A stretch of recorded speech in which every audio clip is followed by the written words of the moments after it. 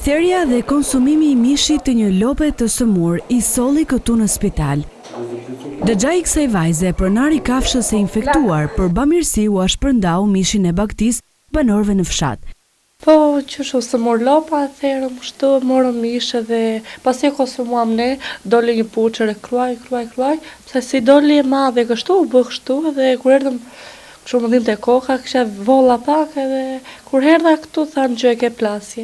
Antraksi kutane, ose i njohur si sëmundja e plasjes, ka prekur 50 fshatar në Arrës të Madhe në Tepelen. 4 raste më të rënda u shtruan në spital.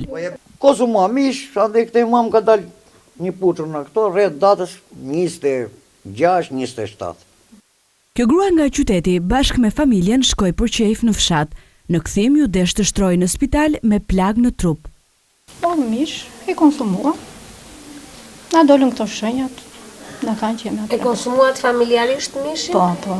Alarmi detyroi ekipin shëndetësor të shkojë në fshat dhe të bëjë ekzekutimin e mishit të pakonsumuar.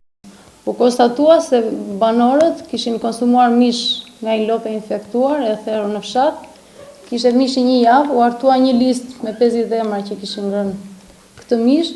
Banorët që ishin me gjendje me manifestime klinike në formën kutane u sollën në spital dhe siç e pat vetë janë shtruar, nuk paraqesin rrezik për jetën.